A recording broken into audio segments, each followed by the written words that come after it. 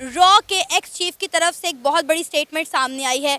उन्हें लगता है कि 2023 के आखिर तक इंडिया के प्राइम मिनिस्टर नरेंद्र मोदी पाकिस्तान को बेल आउट पैकेज देने वाले हैं। 2023 के एंड तक इंडिया के प्राइम मिनिस्टर नरेंद्र मोदी पाकिस्तान को बेल आउट पैकेज देने वाले हैं। पीएसएल जो अभी बेकारिस्तान के अंदर चल रहा है उसमें एक चाय का एड आया है दोस्तों, और इस चाय के एड के पिक पर इन हरामियों ने अभय नंदन की जो है वो तस्वीर दी है। 100 सुअर मिलके अगर शेर को घेर लें तो वो सुअर शेर नहीं बन जाते, रहते सुअर ही। लोग बाहर जाते हैं इलीगल तरीके से। भी इटली में जो हुआ हादसा हुआ, सो मुझे ऐसे लगता है कि ये जो डीएचएल का ऑपरेशन बंद हुआ है, ये बेसिकली बहुत बड़ा मैसेज है। ये बहुत बड़ा मैसेज है इंटरनेशनल इन्वेस्टर को पाकिस्तान में। अरे भाई तुम लोग किस मुंह से अभय नंदन की पिक लगा रहे हो चाय की एड पे, वो भी क्रिकेट में, वो भी क्रिकेट में। 93,000 तुम्हारे फौजी जो है वो सरेंडर हुए हैं। कल को अगर आईपीएल में 93,000 फौजियों की तस्वीर चल गई फिर तो दुनिया देखेगी। माथे पे पसीना था और शाह महमूद कुरैशी ने बोला कि इसको छोड़ दो, इसको जाने दो, अभिनंदन को, इसको भेजो वापस भारत, वरना 9 बजे रात को भारत अटैक कर देगा। अगर ये एक फ्रेंडली रिलेशन की तरफ है तो I think it's a good stance that India has taken. मतलब इतनी जल्दी रिलेशन बेहतर हो जाएंगे, इतनी जल्दी वो हमें कुछ हेल्प करेंगे। और दिल्ली से एक फोन कॉल गया तो टांगे जो हैं वो कांपने लगी, माथे पे पसीना आ गया, हाय हाय होगी पूरी पार्लियामेंट। अभिनंदन को एक नई ब्लू जैकेट दी उन्होंने और वाघा तक छोड़ने के लिए आया पूरा डेलीगेशन कि भाई साहब आप ठीक ठाक पहुंचे, उनको बता देना, जो दिल्ली में बैठता है ना उसको बता देना, वो छोड़ेगा नहीं। ये अगर हमारे इंडिया के साथ रिलेशन अच्छे हो जाते हैं तो हमारी फौज पे जो बजट है वो कम हो जाएगा, वो हम पे लगेगा, सेहत पे लगेगा, तालीम पे लगेगा, इन चीज़ों पे लगेगा। आप देखें हमसाये से दुश्मनी तो परमानेंटली चल नहीं सकती, तो कभी ना कभी तो अमन होना है।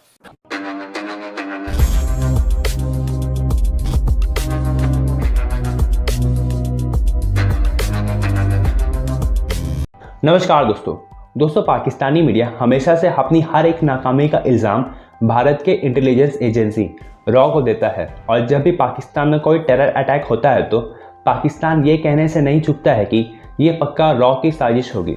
लेकिन पाकिस्तान की भूखमरी और भीखमंगी वाली हालत को देख करके हमारे एक्स रॉ ऑफिसर AS दौलत सर ने कहा है कि ये साल के आखिरी होते होते भारत पाकिस्तान को कोई रिलीफ एड प्रोवाइड करने वाला है ताकि पाकिस्तान की हालत थोड़ी ठीक हो सके।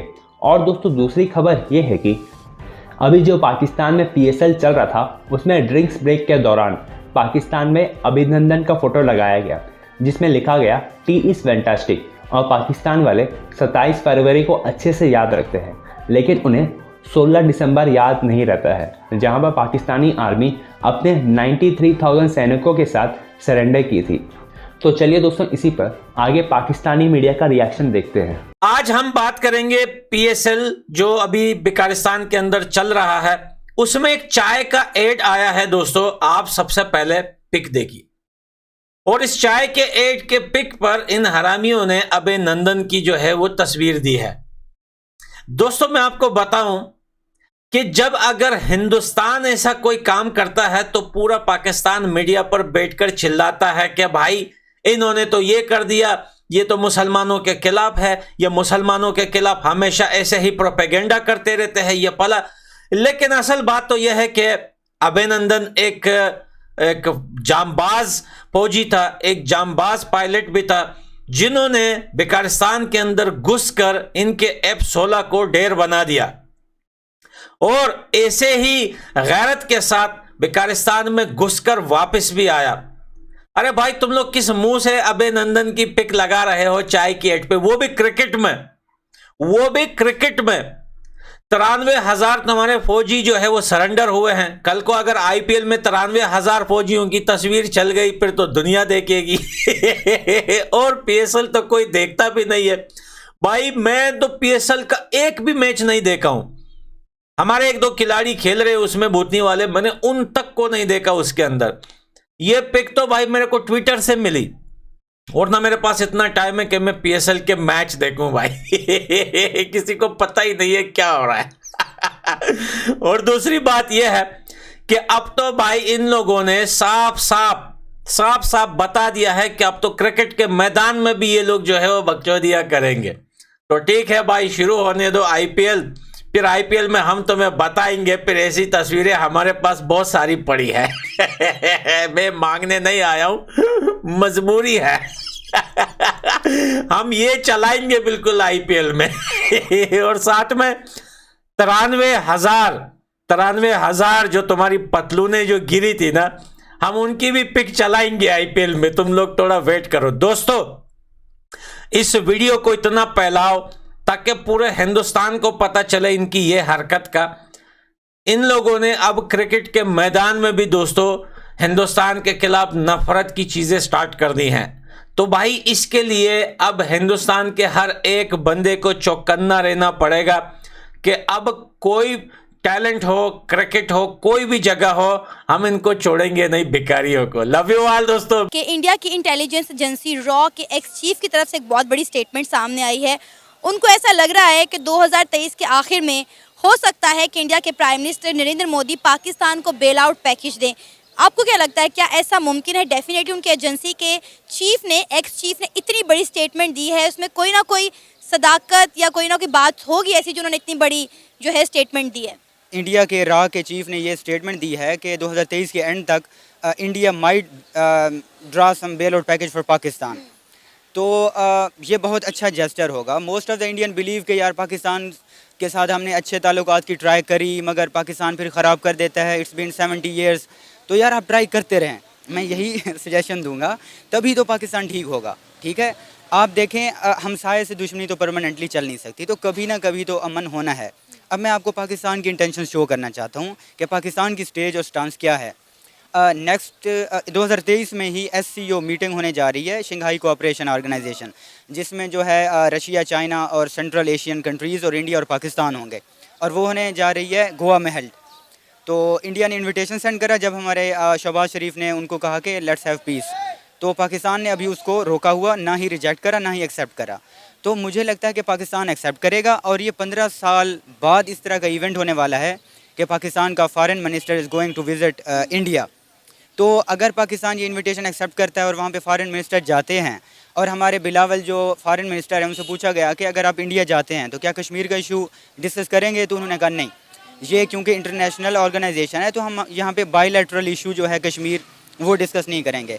और जहाँ मेरा ख्याल है ये बहुत अच्छी चीज़ है कि हमें कश्मीर को अभी फ़िलहाल एक तरफ रख कर अपने बाकी मसलों के ऊपर बात करनी चाहिए, क्योंकि हम जब भी किसी इंटरनेशनल कॉन्फ्रेंस में या इवेंट में या समिट में जाते हैं तो हम एक ही बात करते हैं, कश्मीर कश्मीर कश्मीर, जिसकी वजह से बहुत सारी जगहों पे हमें इनवाइट ही नहीं किया जाता। यस ऐसे ही होता है। मतलब आप मीटिंग के हिसाब से देखें ना, एक मीटिंग होने जा रही है इकोनॉमिक स्टेबिलिटी और बहुत सारे जो रीजनल इश्यूज़ हैं उनके ऊपर, और आप कश्मीर का मुद्दा लेके बैठ जाओ, Kashmir Kashmir, it's not okay. आप क्रिएटिविटी, इनोवेटिव आइडियाज़ दो, और कंट्रीज़ के दरमियान पीस, ट्रेड और ये होना चाहिए। तो जहाँ तक मुझे लगता है कि हमारी जो आर्मी की लीडरशिप है, जो पॉलिटिकल लीडरशिप है, इस टाइम पे वो यूनाइटेड है और they want peace with India. और जहाँ तक मैं फ्यूचर देखता हूँ तो मुझे लगता है कि ये आपस में अच्छे रिलेशंस हो जाएंगे। अच्छा साइम, मुझे एक बात बताएं, हम कब तक दूसरों से एड लेते रहेंगे, बेल आउट पैकेज लेते रहेंगे? जब से पाकिस्तान आज़ाद हुआ है 1947 से हम एक ही बात सुनते आ रहे हैं कि पाकिस्तान क्राइसिस में है, कभी ये क्राइसिस, कभी वो क्राइसिस, कभी हम IMF के पास जा रहे हैं, कभी हम वर्ल्ड बैंक के पास जा रहे हैं। हम एड की बजाय ट्रेड की पॉलिसी को क्यों नहीं अपनाते? हमारे जिन कंट्रीज के साथ बॉर्डर्स लगते हैं, हम उनके साथ अपने ताल्लुकात बेहतर क्यों नहीं करते, ट्रेड बेहतर क्यों नहीं करते? आपने अब जनरल डिस्कशन की है कि पाकिस्तान के ऐसे क्या मसाइल हैं कि 70 साल में Pakistan is always bagging for money. तो इसमें काफ़ी सारी चीज़ें आ जाती हैं। देखें, मुल्क इस तरह दिवालिया नहीं होता कि जस्ट मिलिट्री इंटरवेंशन हो, या मतलब काफ़ी सारे फैक्टर्स आते हैं। अब मैं आता हूँ, सोसाइटी भी इन्वॉल्व होती है इसमें मिलिट्री लीडरशिप इन्वॉल्व होती है, इसमें सियासतदान, इसमें जजेस होते हैं। फ़र्स्ट ऑफ़ ऑल पाकिस्तान की पॉपुलेशन बहुत बढ़ रही है। जब बांग्लादेश हमसे आज़ाद हुआ था तो उनकी पॉपुलेशन ज़्यादा थी, आज हमारी ज़्यादा है। जब पॉपुलेशन ज़्यादा होती है तो ऑब्वियसली बर्डन बढ़ता है। अब इसको आप इसके पीछे इनकी एक इस्लामिक आइडियालॉजी, इंटरप्रिटेशन है कि उम्मत बढ़ानी है और ये वो सारा। तो पॉपुलेशन इज़ नंबर 1 फैक्टर। दूसरी बात यह है कि जी एजुकेशन नहीं है, यहाँ पे एजुकेशन नहीं है तो हमारे पास एक वर्क फोर्स अच्छी नहीं है जो कि इंडस्ट्रीज़ एंड कंपनीज़ में काम कर सके। ठीक है। तीसरी बात यह है कि वुमेन पार्टिसिपेशन नहीं है। अगर आप देखें जी, पॉपुलेशन क्यों बढ़ रही है? क्योंकि औरतों की शादी और मर्दों की जल्दी हो रही है most of the time in rural areas. 20-25 साल में आप औरत की शादी करोगे और देहाती इलाकों में आप देख लें कि 7-8 उनके बच्चे होते हैं, ठीक है। अगर औरत पढ़ेगी, उनकी शादियां लेट होंगी, 30 साल बाद होंगी, और वो एक मतलब वर्क करेगी, तो इससे पॉपुलेशन कम होगी, इससे एक इकोनॉमिक बर्डन कम हो जाएगा। तीसरी बात यह है कि जी 50% आर वुमेन इन पाकिस्तान। तो अगर आप इतने बड़े हाफ ऑफ द पॉपुलेशन को आप वर्क प्लेस से और अपनी इकोनॉमिक जो एक्टिविटीज़ हैं उनसे आप एक्सक्लूड कर देते हो, तो मुल्क तरक्की नहीं कर सकता। Without women participation country can never grow. और पांचवी बात यही है कि यहाँ पे अमन ही नहीं आया। देखें, फॉरेन डायरेक्ट इन्वेस्टमेंट बहुत ज़रूरी है, ठीक है। अगर मुल्क में पीस नहीं होगा तो कंपनीज और ये सारा नहीं आएंगी। तो चलिए, ये तो आपने बता दी ना रीज़न क्या है कि 75 सालों में हम जो है स्ट्रॉन्ग कंट्री क्यों नहीं बन सके, हम अपने आप को बेहतर क्यों नहीं कर सके, हम हमेशा क्राइसिस में क्यों रहे हैं। अब मुझे बताएं कि हम एड की बजाय ट्रेड की पॉलिसी की तरफ क्यों नहीं आते। ट्रेड की पॉलिसीज़ ये है कि देखें, मैं किसी ऐसी जगह पे बिज़नेस अपना डेवलप करना चाहूँगा जहाँ पे बम धमाके हो रहे हैं, जहाँ पे स्ट्राइक हो रहे हैं। आज लाहौर में प्रोटेस्ट है महंगाई के ख़िलाफ़, तो जो गुड्स हैं, जो कार्गो है, जिन्होंने ट्रांसपोर्टेशन करनी है, वो नहीं होता है। मतलब ये बहुत बड़ा लॉस होता है। ये only businessman can know very well, ठीक है। जिस मुल्क में धमाके हो रहे हैं, लाइक चाइनीज़ यहाँ पे आते हैं तो उनको उड़ा दिया गया। यहाँ पे वो श्रीलंका वाला जो था, एक वाक़या हुआ था, उसको तौहीन मज़हब पे उड़ा दिया। मतलब आप देखें, आप किसी के साथ कोई एग्जिस्टेंस नहीं कर सकते, आप किसी भी सोसाइटी के साथ नहीं रह सकते। तो इस वजह से कोई फॉरेन कंट्री या फॉरेन कंपनीज नहीं आना चाहती यहाँ पे।